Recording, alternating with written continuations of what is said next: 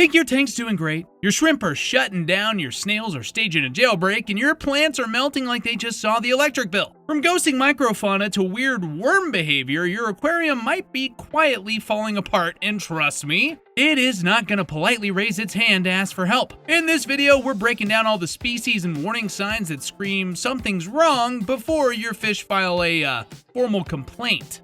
Okay, so you know those tiny specks you barely notice swimming around when the light hits just right? Yeah, those are your Daphnia, your Copepods, your detritus worms. And believe it or not, they're not just extras in the underwater soap opera that is your aquarium. They're your first responders. If they're vibing, swimming around like it's a micro-scale Coachella, well, things are looking pretty good. They are here for that biofilm, the detritus, and the ecosystem stability, slay. But if they're suddenly still, hiding, or straight up gone, well, yeah, that's your cue to panic, but like scientifically.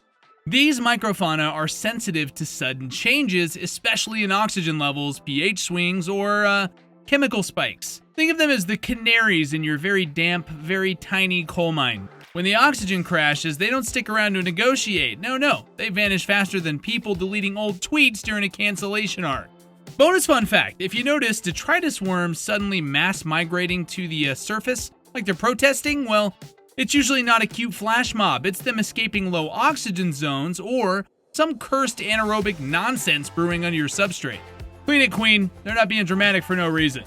Shrimp are not only adorable little floor sweepers, but they are also emotionally fragile water babies in your tank. They've got the energy of someone who drinks moon water and starts shaking when Mercury retrogrades. Normally they're zooming around, foraging, photobombing fish, and, molting like it's their full-time job. They're on edge, but in a cute way. But when chaos starts, they go full Shakespearean tragedy.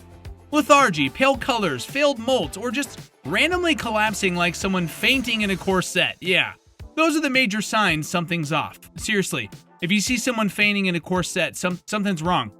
Ammonia levels even slightly elevated, well, they'll start spiraling. Copper in your tap water? Say goodbye. They can't take the drama. Even a drop in oxygen or a sudden temperature shift can send them over the edge. So if your shrimp go from chaotic good to barely moving, you're ready to run a full water test. They're not just being moody, they're holding up a metaphorical protest sign that says, "Fix this tank or we're out of here." Snails are silent, slow-moving, and surprisingly shady. If your water's even slightly sus, they will let you know. Not with words, but with a mass exodus.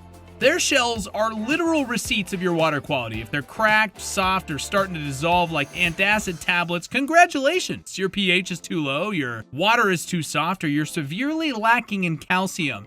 Your tank, not just you. Seriously, go drink some milk. And if you catch one trying to scale the glass like it's escaping a burning building, well, run, don't walk to your test kits.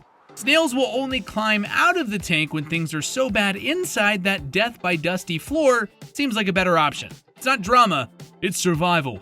Copper in the water, ammonia spikes, and bad oxygen circulation, any of those can send them into full-blown GTFO mode. And no, they're not coming back in. So unless you want some crunchy surprises left below your stand next week, yeah, you better take that behavior seriously. They're slow, but they don't play, homie. They don't play.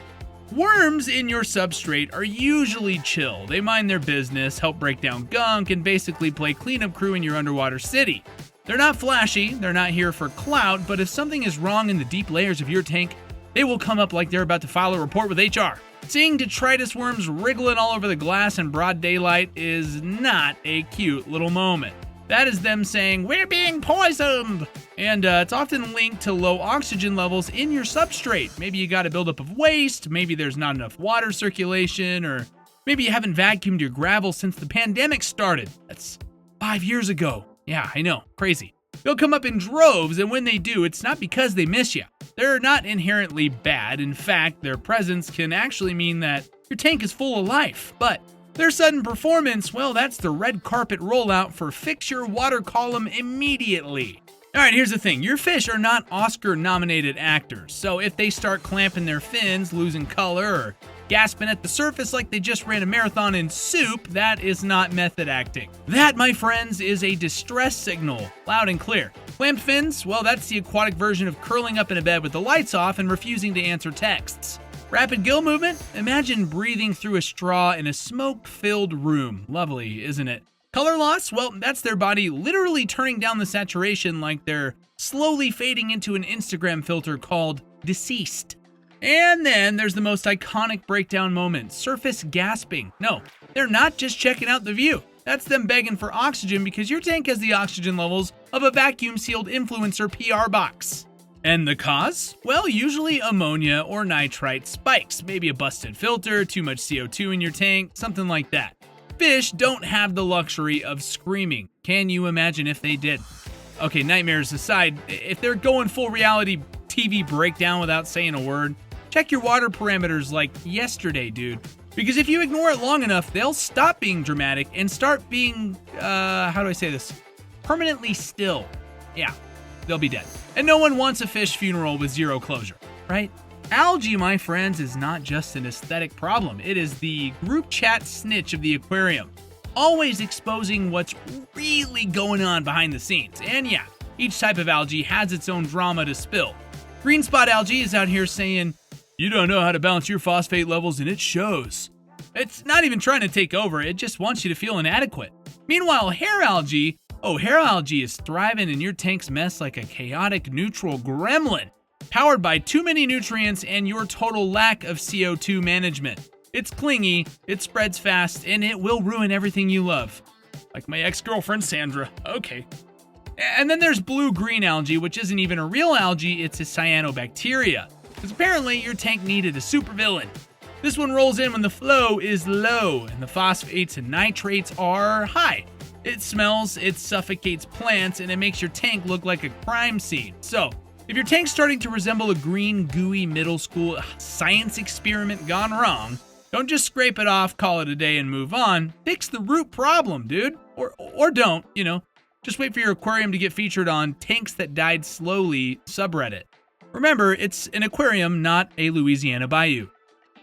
Alright, floating plants. These are the emotionally exhausted roommates of your tank. They're not gonna yell, but they will let you know when things are off. Short, stubby roots, they're chillin'. Nutrients are high, they've got what they need, it's given cozy core. But when those roots start trailing like Rapunzel just gave up on haircuts, that, my friends, is desperation. That means the water is low on nutrients, and they're out here sending roots across the tank like Tinder swipes, just trying to find a nitrate hookup. And if they start shriveling, browning, or dying off completely, that is not random. No, that is because you've completely starved them of essentials like nitrogen, potassium, or micronutrients. Again, they're not dramatic, they're just fed up, or rather, not fed. You like that one? Anyways, floating plants can also serve as the nutrient sponge when they're healthy, so if they start failing, your tank's balance is off, and it's probably spiraling. Think of them as living diagnostics, only a little cuter and less judgmental than aquarium Facebook group boomers. Also, if you're out here flexing duckweed while half your floaters are dying, well, congrats. You've become that one friend who posts happy selfies while ignoring every single red flag in their life. Fix your nutrient game, and the floaters will float in peace, not in protest. Let's talk about your regular planted babes, the rooted queens of your aquascape who, for the most part, just want to grow in peace and look pretty under the LED lights. But when the balance in your tank starts slipping, they stop slaying and start sobbing. Silently, tragically, one leaf at a time. If your plants are melting, congratulations, you've just traumatized them. Yeah, that usually means you changed the lighting a little too fast, switched ferts like you're on a skincare binge, or did something wild with your water chemistry. One day they're lush, and the next they're turning to mush. They're not being extra, you destabilized their vibe, and they literally couldn't take it. Yellowing leaves? Oh, that's not just plant fashion, that is a nutrient deficiency, usually nitrogen or iron. Think of it as your plant saying, "Hey, I love the look of this aquascape, but maybe feed me once in a while? Please feed me." They're not dying for no reason, they're starving in a soup of your neglect and questionable water choices. Well, let's move on to talk about some black spots, or maybe actual holes in your leaves. Yeah, that's textbook potassium deficiency or low CO2. Especially in those higher light setups, your plants are burning out. It's given, I had goals, but life said no. And no, patching holes with liquid ferts once a month won't cut it. You need real dosing routines, or else your whole scape's gonna look like someone sneezed on a salad. Gross. Bottom line, plants are polite. They won't throw themselves out of the tank like snails, but when they start looking ragged, soft, or hollowed out, that's your cue to stop scrolling and start testing. Because when your plants are waving the white flag, the rest of the tank ain't too far behind. Alright, picture this. You walk by your tank and suddenly, sniff, sniff. Oh no, it hits you. A smell that's not just funky, but existentially just wrong. Like your friend who ate too much protein at the gym. You're not imagining it. That's your aquarium calling 911 with no phone. Rotting smells in an aquarium are never cute. This ain't sourdough starter. It's not kombucha. It's something dead. Maybe it's a fish that pulled a disappearing act and now it's dissolving behind some driftwood. Maybe it's a leftover food slowly becoming a sentient slime colony. Maybe your substrate has just gone full anaerobic and is now bubbling up with all the joy of a cursed bog. When your tank smells bad, it's time to drop the snacks and go full aquarium CSI. Lift rocks, check behind filters, sniff suspicious areas like you're trying to identify the imposter in a very damp game of Among Us. Bad smells equal decay, and decay equals ammonia spikes, and ammonia spikes equal population collapse. So, even if you can't see a dead body, the water don't lie, and neither does your nose. So if your tank smells like something died, chances are something died. And the rest of your fish are just pretending not to notice like it's a workplace scandal. Pro tip, always follow your nose. Thanks, Toucan Sam. It's your weirdly accurate built-in emergency sensor. And if your tank ever smells sweet, yeah, that's not cute either. That might be cyanobacteria, which smells like wet pennies and impending doom. Listen, run tests, do the water changes, be brave. So, if your tank's acting sus, believe it. Your fish aren't being dramatic, they're begging for help. Don't wait for your snails to stage a jailbreak or plants to ghost you. Anyways, smash that like button, subscribe for more aquatic chaos control, and tell us in the comments who's the biggest diva in your tank. Hope you learned something. Your microfauna are watching.